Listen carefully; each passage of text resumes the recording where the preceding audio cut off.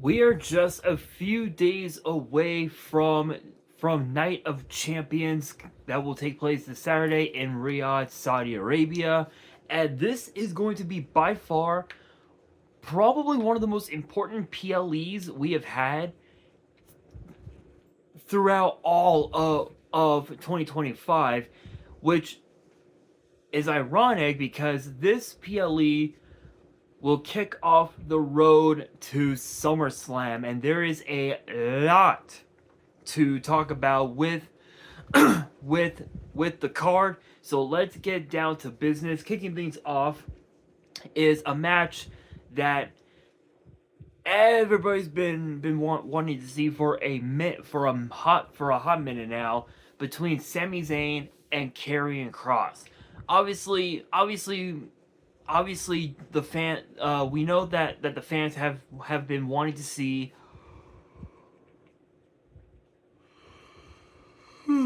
excuse me.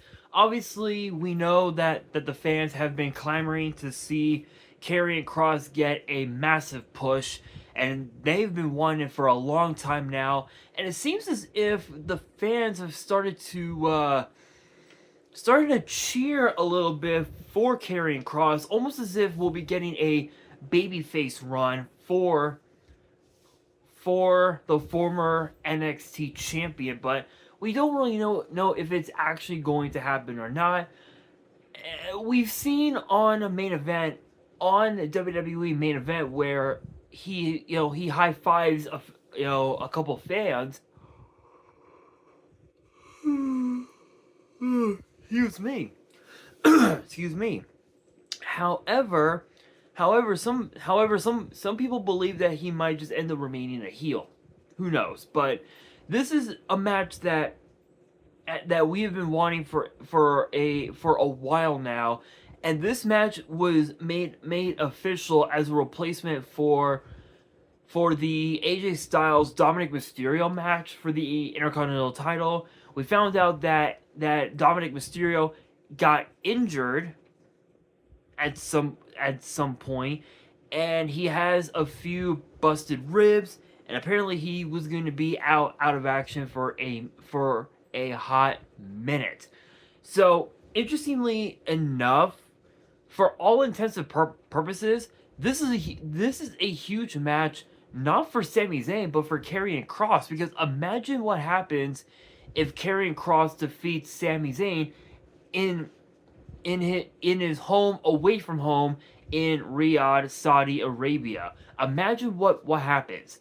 If it does happen, this means that there will be more opportunities for Karrion Kross to potentially get pushed for a future shot at championship goal, whether it's the World Heavyweight title or whether it's the Intercontinental title. For all we know, with the draft supposedly coming up really quickly, there's been rumors that Karrion Kross and Scarlett could end up getting drafted to SmackDown, which there are more, even more opportunities over there. There's the United States title, there's the WWE title, and there's been rumors that that NXT could potentially get involved, which means we might end up seeing a Raw superstar go over to NXT, or someone from NXT going over to SmackDown. The possibilities are so out there. But with this match, it comes down to one question, and that is excuse me. The question is, who needs this match? Who needs the dub? And the answer, ironically enough, is both. Now Sammy, because obviously he's coming off of a loss in the King of the Ring semifinals, obviously losing to Randy Orton, which is kind of weird because the final four, which was Jey Uso, Cody Rhodes, Sami Zayn, and Randy Orton. Think about this.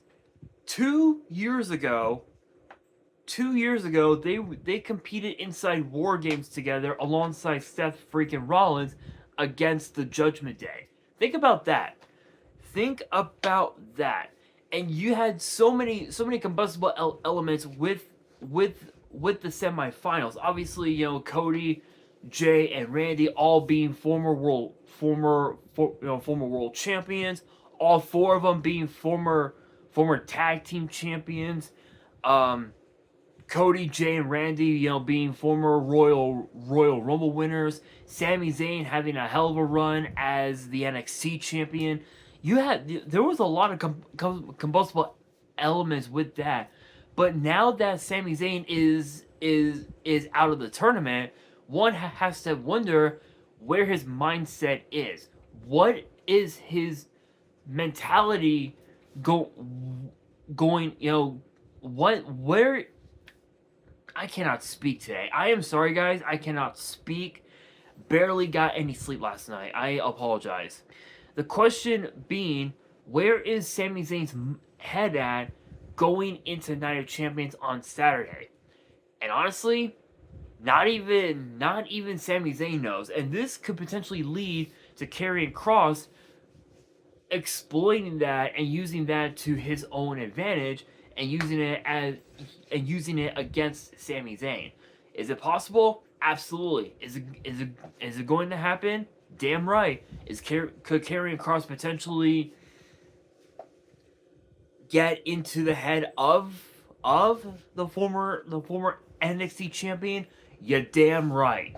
So that being said, if I were to predict this match, if I had to call it, honestly, I think it has to be Karrion Kross. I think with how much time Kross had been away from TV in terms of his time in the ring, that right there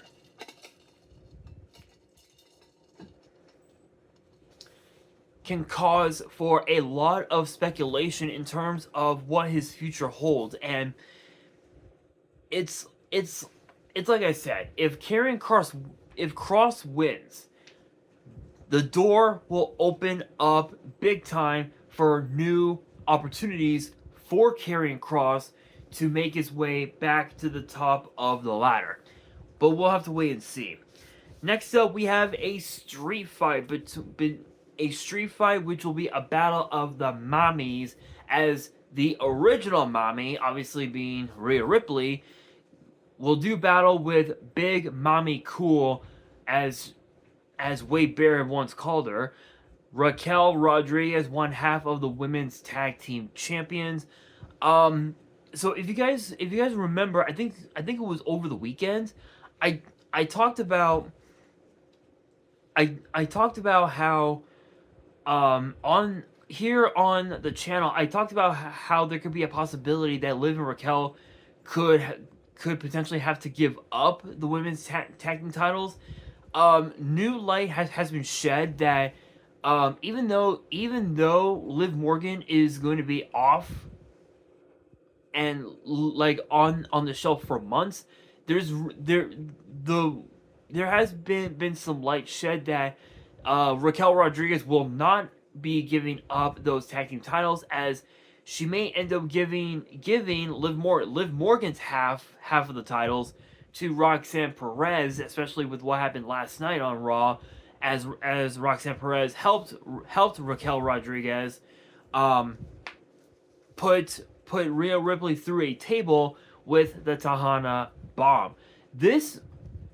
That right there could cause for a potential babyface run for Liv Morgan, which to be fair, the last prior to this heel run that Liv has been on, the last time Liv Morgan was a heel, she was a part of the Riot Squad alongside Ruby Riott and Sarah Logan. That was it. That was the last time she was ever a heel. Up until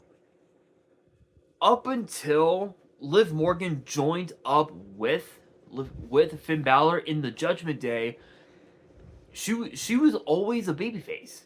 She was always a babyface. In fact, I would consider her to be a natural born babyface, which says a lot considering the fact that you look at a guy like WWE Hall of Famer Rey Mysterio.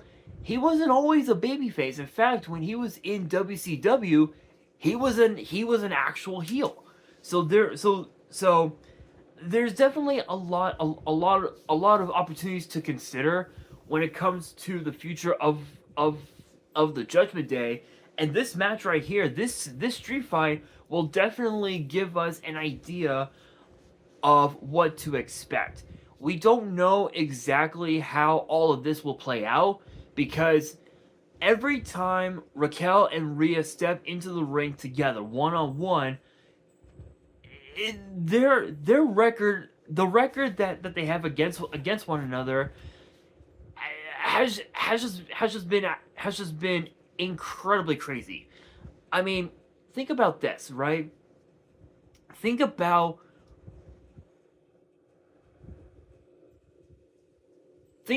this. The one of the last matches that they had was, I believe, at Fastlane last year, a couple years ago. Was it Fastlane or was it Payback? I think it was Payback. I have to look back. Let me look in the last book I had. Yeah, their last one-on-one PLE encounter was at Payback in 2023, where at the time Rhea Ripley was the women's world champion at the time, and Rodriguez wanted retribution for Liv Morgan at the time. Now it comes full circle once again. The battles that these two ladies have had against one another has just been incredibly crazy. From War Games to last woman standing matches, title matches, and everything else in between. This is huge for Raquel Rodriguez because because imagine what happens if Roxanne Perez gets involved in this street fight and helps Raquel defeat Rhea Ripley. This can potentially lead to Raquel Rodriguez giving Roxanne Perez Liv Morgan's half of the women's tag team titles, which could mean that their first title defense together could end up in a massive loss, which could lead to potentially Liv Morgan coming back, turning babyface, attacking Roxanne Perez, which is a very high possibility. But knowing Dirty Dom, he'll find some way to put Liv Morgan back into the Judgment Day, which is possible, but we'll have to wait and see. But as far as this match goes, this is huge. A big opportunity for both women to get put in line for potential singles championship opportunities. I know that Raquel Rodriguez has had her eyes on the women's intercontinental title for a bit. I know that Rhea Ripley wants the women's world title back. I know that she competed. She was in the first round of Fatal 4-Way. Which I believe she ended up losing that one, if I remember correctly. So, yeah, that was hard to see. But as far as who I think is gonna win this one, I think it has to be Raquel Rodriguez. I think just because of the fact that she'll have the numbers advantage with Roxanne Perez helping her out, with Dominic Mysterio potentially getting involved, which is possible. So I think that right there will be the edge that Raquel needs to pick up a victory over Rhea Ripley. Next up, we have the United States title between Jacob Fatu and Solo Sikoa. This is actually a year plus in the making. think about this, right? Think about this. Right around this time last year, Jacob Fatu debuted in WWE. This is something that fans had wanted for a long time. Jacob Jacob Fatu in some interview admitted that he wanted to be a part of WWE, and the reason why he didn't get signed, all those years ago, was because of a lot was for so many reasons. One of which was because of his was I believe because of his criminal background, if I remember correctly. I don't remember. I don't remember. It was either that or something else, but obviously he got so much stronger over the years, and he finally got signed to WWE, and this is his first ever championship in WWE, that being the United States title.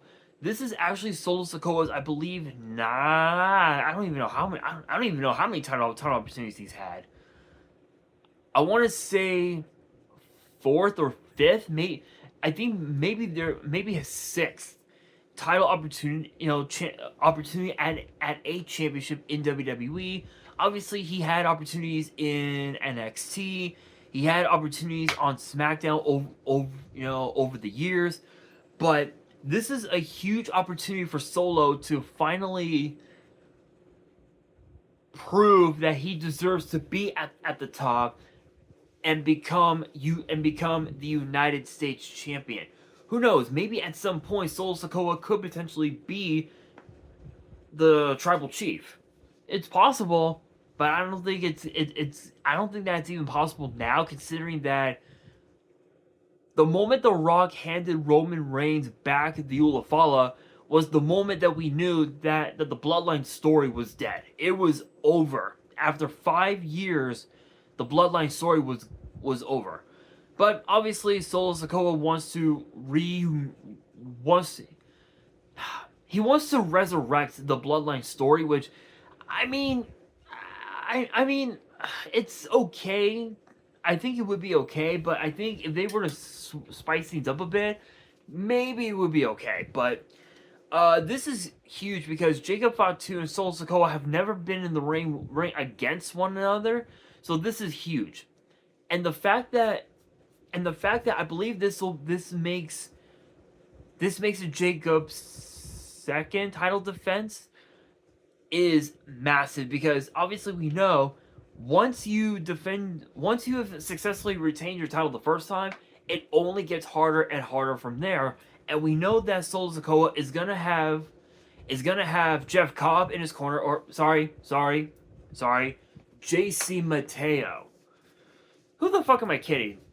He ain't JC Mateo. He's Jeff Cobb. He's Jeff Cobb. That is what we are sticking with, at least for now, anyway. But we know that Solo will have Jeff Cobb in his corner. I know that both of the Tongans have been sidelined with injuries, dating back to, I think, to War Games. So with both of the Tongans completely out of the picture, one has to ask if Jeff Cobb is even going to be if Jeff Cobb is going to be enough for Solo to walk out as the United States champion. And honestly, I don't think it is. I don't think Cobb is going to be enough. I think Solo needs more than Jeff Cobb, and he needs more than the Samoan Spike to defeat Jacob Fatu, because Jacob Fatu, he is as advertised. All gas, no brakes. He is a fucking machine. And I think, honestly, Jacob Fatu is walking out with the dub. My opinion, Jacob Fatu walks away still United States champion. Which brings us to the Queen and King of the Ring finals. For the King of the Ring, it is a dream match come to life. We saw it once before, back in 2014, I believe. Yes, we saw it back in 20 like 2013, 2014, but that was it. So this is a match 11 years in the making. Cody Rhodes and Randy Orton. And on the women's side, the Queen of the Ring finals is another dream match we never thought we would ever see. Asuka and Jade Cargill. Now, Randy Orton defeated LA Knight, Solo Sokoa, and if I remember right, actually, let's see. Let's see. Uh, King of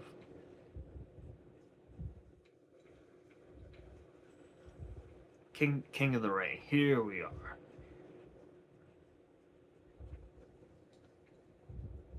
Here we are. Let's see.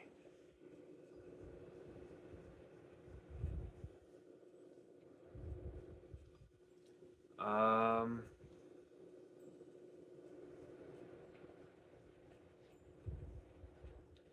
King of the Ring tournament. Let's see. Here we are. Winners. No. Here we are.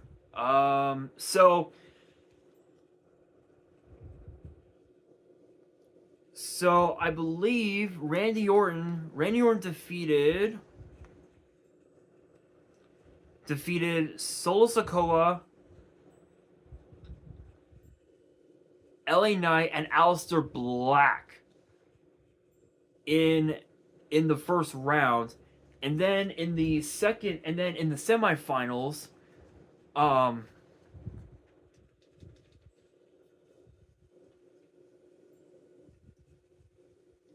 in the semifinals,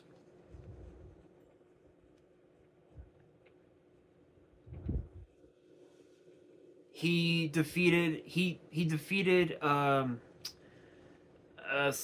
defeated Sami Zayn. I actually want to do something here.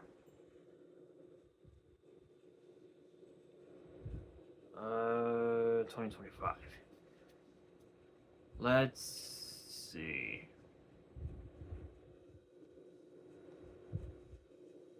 Here we are. Okay. Here we are. Here we are. Okay. Okay. So in the first round, on the men's side, as far as how the brackets go, it was Braun Breaker, Dominic Mysterio, Penta, and Sami Zayn.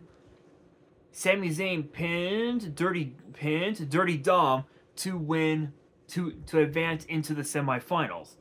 Then in the second bracket matchup, it was Aleister Black, Carmelo Hayes, LA Knight, and Randy Orton. Randy Orton pins LA Knight to advance into the semis.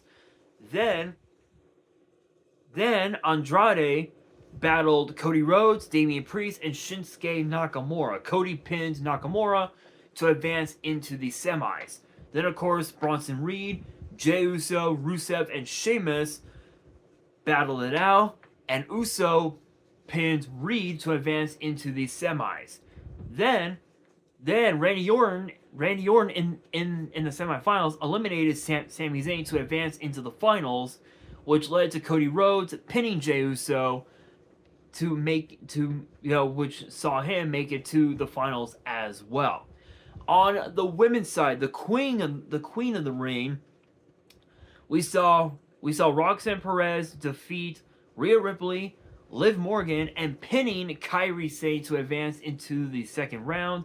Jade Cargill pins Piper Niven while defeating Michin and Nia Jax to also advance into the second round.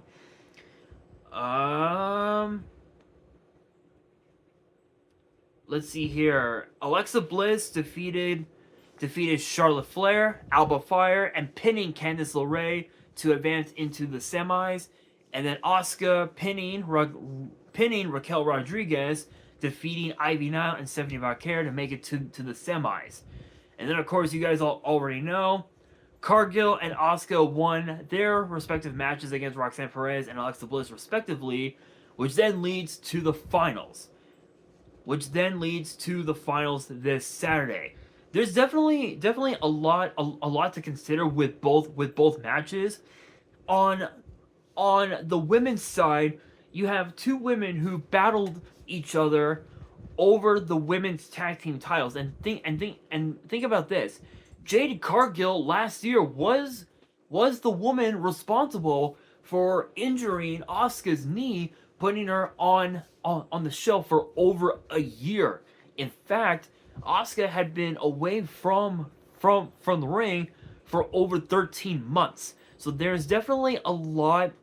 There's definitely a lot of bad blood between the two, but even we know that the mutual respect is there for both Jade Cargill and Asuka. And also think about this. This is, if Jade Cargill wins, this will be her first opportunity at singles gold in WWE. And as far as Asuka goes, this will be her first opportunity at a women's championship for the first time in over 2 years. So there's definitely a lot to consider in that matchup. Now, as far as the match between Cody and Randy, think about this. Both were members of Legacy, a faction that dated all the way back to 2008. So there's that. There is that. We know that Cody Rhodes and Randy Orton, they're basically brothers. They are basically brothers. Randy taught Cody everything he knew about the business, but obviously we know Randy Orton didn't teach Cody everything Randy Orton knew. There's still a lot that Cody would have to learn in order to win the King of the Ring tournament. And obviously we know in the past, when it came to the King of the Ring, it was a one-night event based on your endurance. Can you continue the tournament? Now it's a battle featuring the best of the best that the WWE has to offer.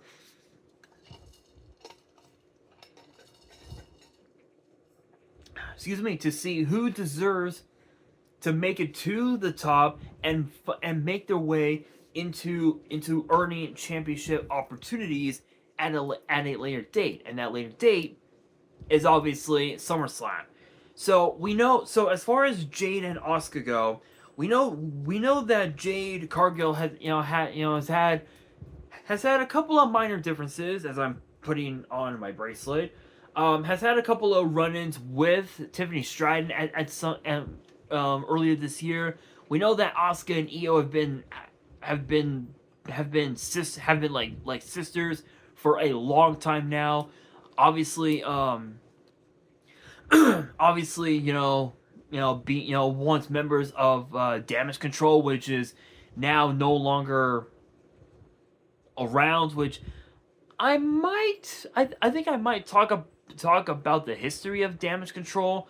I might do that in a later video. I don't know if I'll do it this week or next week. You guys will see that video relatively soon. But again with Asuka, if she won the Queen of the Ring tournament, this would make it her first title, her first singles opportunity. In well over 2 years, which is crazy considering the fact that Asuka became the last ever Raw Women's Champion, but the first ever WWE Women's Champion as well. So there's definitely a lot to consider. So between the King and Queen of the Ring tournaments, who deserves to win the whole thing? At this point, I don't even know. No, I don't even know, because as far as the men go, both Cody and Randy have had their run-ins with John Cena this year in 2025. Cody Rhodes at WrestleMania, Randy Orton at Backlash. But knowing John Cena, knowing John Cena, he'll probably find some way to ensure that that match ends in a double disqualification, so that way no one wins and he doesn't get to fight them at SummerSlam, which is a very high possibility considering this new version of John Cena we've seen this year. But as far as like who I would like to see win, honestly, it has to. I would love to see Randy Orton win. I would love to see it, but if we're thinking realistically, realistically, it's going to be Cody Rhodes. And the reason why I believe that is because Cody Rhodes became basically became as advertised. He became the quarterback of WWE over the course of the last year since winning the title at WrestleMania 40 in Philly last year. That being said, having have held the title for a year gave him a very well deserved time away from WWE. And it comes down to the question of should we how can I explain? The better question would be, do we want Cody Rhodes as champion again? At this point, even I don't know. But I think even Cody knows that Randy Orton wants to go from 14 to 15, getting one step closer to tying John Cena with 17, which, given the fact that Randy Orton admitted that he still has another 10 years left before he's done, it is very possible that Randy Orton could become an 18-time world champion, which I would love to see it. But again, if we're thinking realistically, it'll most likely be Cody Rhodes. Which then brings us, speaking of John Cena, that brings us to the main event. John Cena, CM Punk for the WWE title for the first time in 14 years.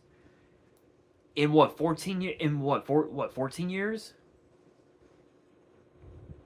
Yeah, I believe first time in 14 years. Think about this. Right around this time, 14 years ago, CM Punk in his hometown of Chicago defeated John Cena to become WWE champion, and he walked out of WWE with the title, but came back less than a week later because Triple H signed Punk to a new WWE deal at that time. Interestingly enough, as I'm trying to put my bracelet back on, interestingly enough, this is the biggest match of John Cena's retirement tour, because I believe now he only has 15, 16 more dates left before his retirement tour comes to an end. There's definitely a lot to consider with this matchup, because the battles that these two have had that these two had over the years, dating back to obviously to when CM Punk became the leader of the new Nexus, which led to Punk earning a shot at the WWE title, and the rivalry that Punk and Cena had which culminated, so to speak, in 2013. It was probably by far one of the greatest rivalries we had ever seen ever in WWE history, even better than Rock versus Austin, and that's saying a lot. So obviously there is definitely a lot of elements with this matchup. Obviously, John Cena keeps saying that he's gonna ruin wrestling forever, but CM Punk claims that he wants to save wrestling, not for himself, but for the fans. But there is one key factor in that whole story, in this matchup right now, and that is Seth freaking Rollins. Mr. Money in the Bank. Seth said that if he ever saw CM Punk in a title match, he would screw Punk out of the title. This might not be any different, because with this match taking place, we know that Seth Rollins could show up and ensure that either John Cena walks out as champion, or Seth Rollins makes it a triple threat, and he's the one that walks out as WWE champion. At this point, no one knows, but with this new version of John Cena, he's been undefeated. This new version of John Cena, this retirement tour that he's on, he's been undefeated. This was something that he desperately needed for a long time. And aside from all of that, right? Aside from this from this run, the last match he had that he won was, I believe, if I remember correctly, was the Greatest Royal Rumble